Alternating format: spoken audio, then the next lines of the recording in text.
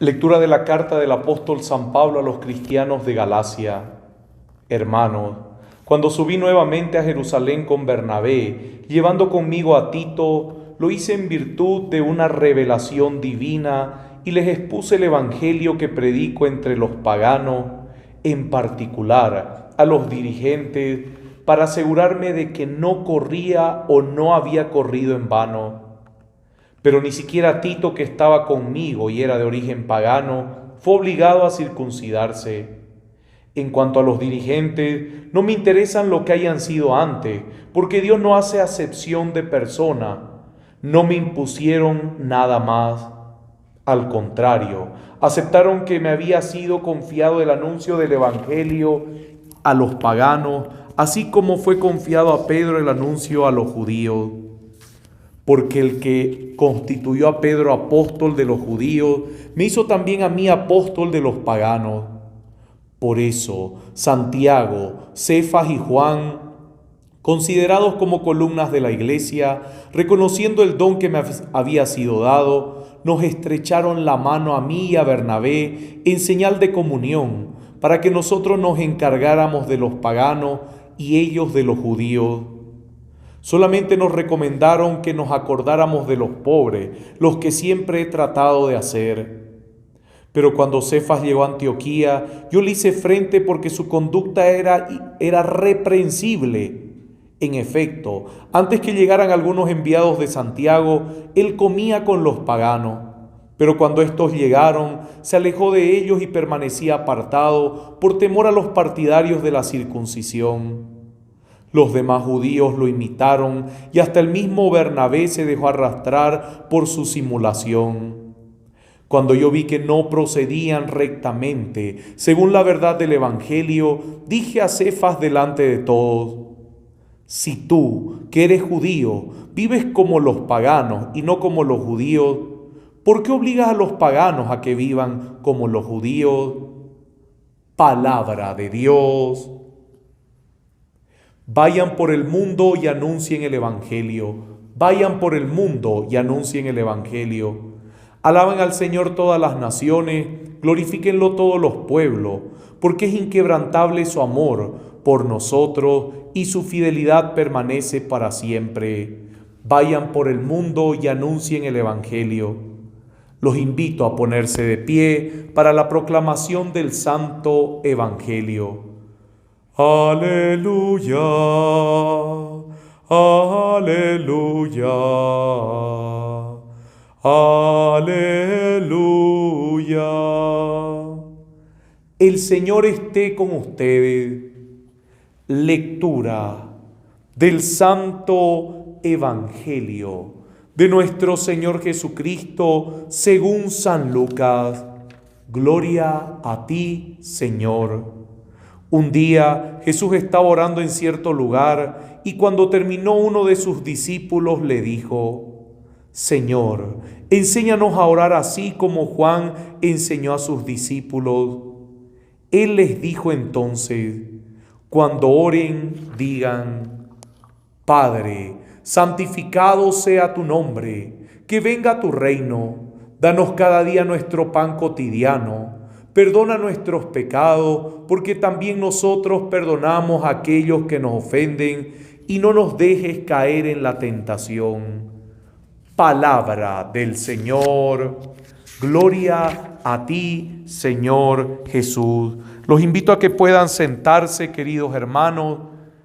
Hoy que tenemos esta memoria de la Virgen del Santo Rosario, recordarles que la Virgen del Rosario es una advocación que el mismo Santo Domingo recibe al recibir el rosario de la misma Madre del Cielo. Escuche bien, mucha gente no sabe que el rosario, los que propagaron su práctica, los que propagaron el rezo del rosario, así con misterios, tal vez no tan completo como ahora, sino que lo fueron desarrollando con los años, con ayuda de algunos papas, fueron los dominicos. Santo Domingo recibe de la misma Virgen María, de la Santísima Virgen María, estas cuentas para que enseñe al mundo a cómo honrar su santa presencia y su santo amor maternal. ¿Y qué es lo que pasa? Santo Domingo tenía esta experiencia hermosa con la Virgen María. ¿Por qué? Porque no solamente recibe el rosario como un signo de propagación de esta práctica, sino que también muchas veces se manifestó la Virgen, sobre todo cuando los hermanos estaban durmiendo, y él muchas veces le decía: ¿qué va a pasar con ellos? ¿Qué va a pasar con ellos? Y una de las visiones que tiene Santo Domingo es que cuando entra a las habitaciones donde estaban todos los hermanos descansando, porque él se quedaba en las noches orando en delante del Santísimo, él escucha un ruido y va a ver qué es lo que pasaba, y cuando ve, era la Santísima Virgen, que era como que bendecía con agua a cada uno de los frailes en las noches cuando estaban durmiendo. Y esto fue una experiencia hermosa, y es por eso que en la oración de la noche que tenemos nosotros los religiosos, hay esta práctica antigua de que todos nos ponemos como en fila y viene el prior y comienza a echar agua. Así que, queridos hermanos, esto quedó dentro de la orden. Pero no solamente eso, dentro de las oraciones de Santo Domingo también estaba ese clamor por la orden. ¿Qué va a pasar con los años? ¿Qué va a pasar con ellos? Y la Virgen les dice: tú no te preocupes. Y dentro de su manto de madre estaban todos los hermanos y hermanas religiosas que iban a venir en el futuro, en las nuevas generaciones, cubiertos con el manto de nuestra Santa Madre. ¿Y qué es lo que el Evangelio y las lecturas hoy nos quieren decir? Queridos hermanos, estas sanas prácticas que nosotros tenemos y que la Iglesia en la sabiduría de tantos años las ha recibido por medio de las mediaciones santas. Recuerde, querido hermano, San Pablo, uno de los grandes predicadores de la iglesia de los inicios del cristianismo, y San Pablo recibe esta gracia de predicar a los gentiles de una forma reveladora, de una forma mística, de una forma profundamente espiritual. Así que cuando se niega estas manifestaciones de la Virgen María o las advocaciones, que son manifestaciones reveladoras de formas místicas en visión, también negaríamos la vocación de San Pablo, porque fue así, querido hermano, fue así que recibió San Pablo, así como muchos santos han recibido estas visiones, así San Pablo recibió su llamado a ser predicador de los gentiles. Y querido hermano, estamos en un tiempo en que se confunde todo. Se habla sobre el poder del Espíritu Santo, pero se niega el actuar del Espíritu Santo a través de estas revelaciones. Se habla de la grandeza del Espíritu Santo, pero se olvida que el Espíritu Santo tiene distintas formas de manifestarse. Y cuidado, ahí sí hay que discernir, porque está la sana revelación y están las revelaciones provocadas. Recuerde que el ser humano está conformado, actúan en él el Espíritu Santo, los espíritus inmundos y el espíritu del hombre. El mismo ser humano crea cosas cuando quiere llamar la atención, y ahí le quita el actuar al Espíritu Santo. Por eso es que también está este discernimiento, porque si creyéramos cada visión que cada persona presenta, querido hermano, con tantas desviaciones que hay, con tantas locuras que hay en el mundo, estaríamos creyendo cualquier cosa y nos apartaríamos de las sanas manifestaciones del Espíritu Santo. Recuerde que todas las manifestaciones del Espíritu Santo llevan a la unidad, no llevan a la división. Escuche bien, todas las manifestaciones del Espíritu Santo llevan a la unidad. Así que cuando el Espíritu Santo pone una misión en alguien, es porque lleva a la unidad. Y usted dirá: no, pero si el Espíritu Santo dice que están haciendo cosas, hay que dividirse, hay que separarse. No, querido hermano, aquí lo estamos viendo con San Pablo. San Pablo recibe su misión a través de la gracia del Espíritu de Dios. Jesucristo se le manifiesta, pero él va y se presenta para entrar en comunión con Pedro, Santiago y Juan.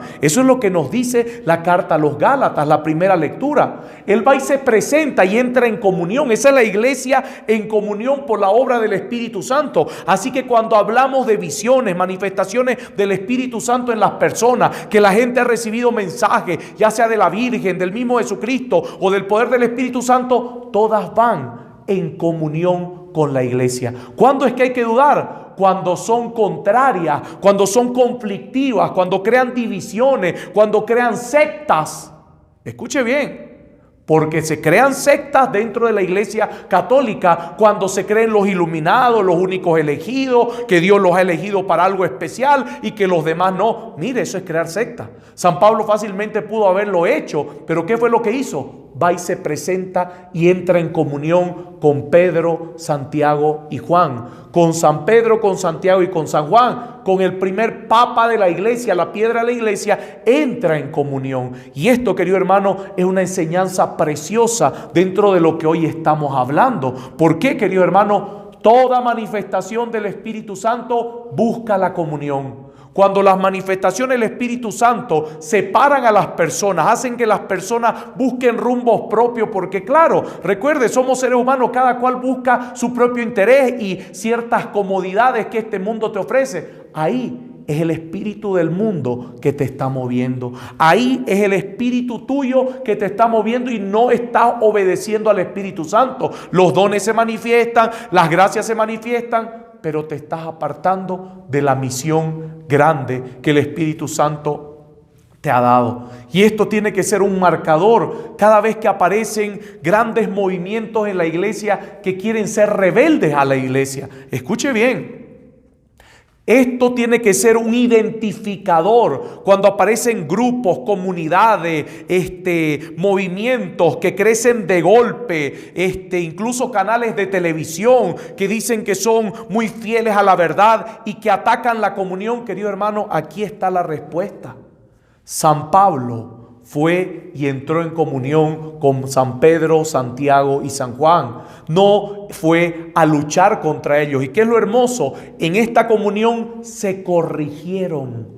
Porque San Pablo corrigió a Pedro y Pedro recibió esa corrección. Y luego Pedro también predica a los gentiles y da testimonio que los paganos también reciben el Espíritu Santo por esta corrección, porque había comunión. Sin comunión no podemos corregirnos, sin comunión no podemos mejorar, sin comunión no hay iglesia, querido hermano. Así que toda manifestación del Espíritu Santo busca la comunión. Cuando alguien dice que el Espíritu Santo o el Señor me ha dicho esto y busca la división, no viene de Dios, y ahí está tu indicador.